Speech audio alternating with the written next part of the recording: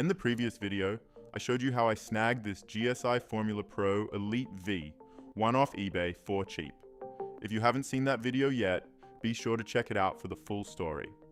Toward the end of that video, I mentioned that although most of the wheel was working, including the buttons and the screen, the LED rev lights were completely dead. In this video, I'll walk you through how I fixed the LED lights using this $5 USB hub from Adafruit. So let's start by outlining the problems that were still affecting this wheel. 1. The LED lights were not working. 2.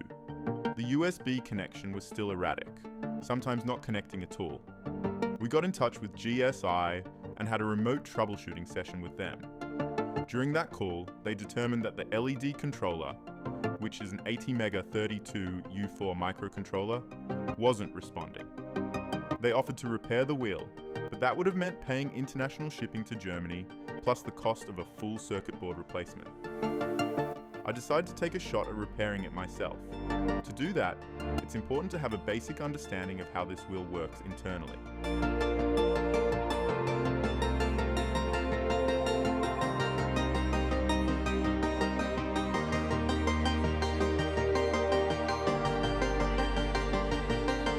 First, USB data comes in from the PC and goes into a USB hub chip, specifically the FE1.1s.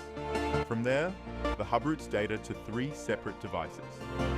One microcontroller for handling the buttons and encoders, and another one, the ATmega32U4, dedicated to driving the LEDs. Finally, the screen is also a USB device. Each of these devices shows up as a separate USB device in Windows. When troubleshooting with GSI, we noticed the LED controller didn't show up at all in Device Manager, so we initially assumed the ATmega was dead.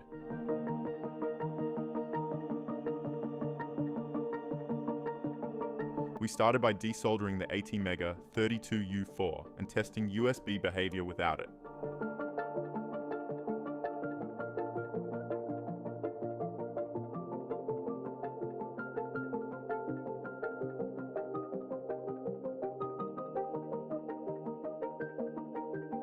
But even with the chip removed, the USB instability didn't go away. That suggested the ATmega might actually be fine. After further testing, we confirmed that the ATmega LED controller was working, and that shifted our focus to the USB hub.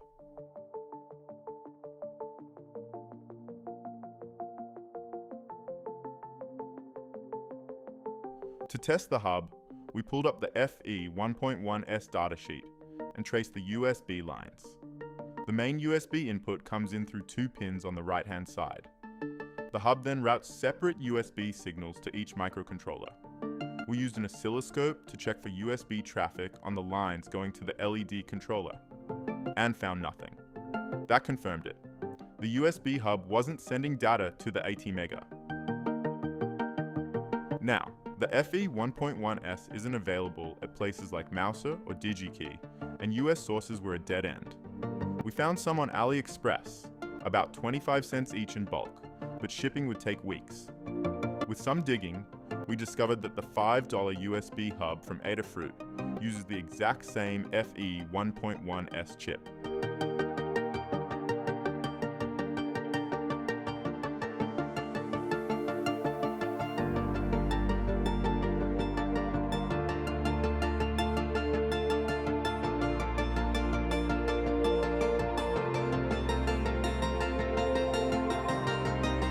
Once it arrived, we cracked open the hub and began disassembly.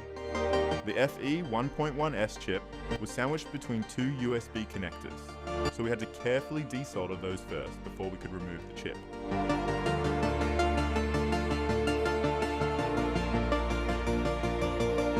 Here's a view of the Adafruit board after the USB connectors were removed and the chip was extracted.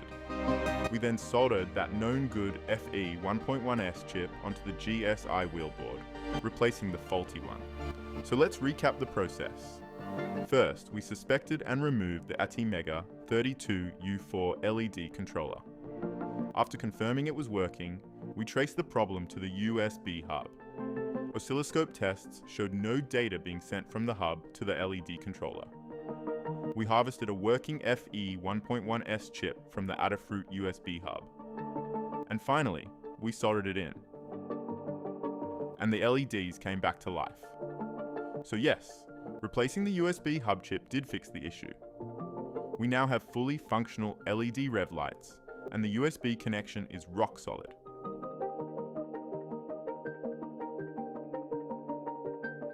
If you enjoyed this repair, please hit that like button and subscribe to see more deep dive hardware fixes like this one. Thanks for watching.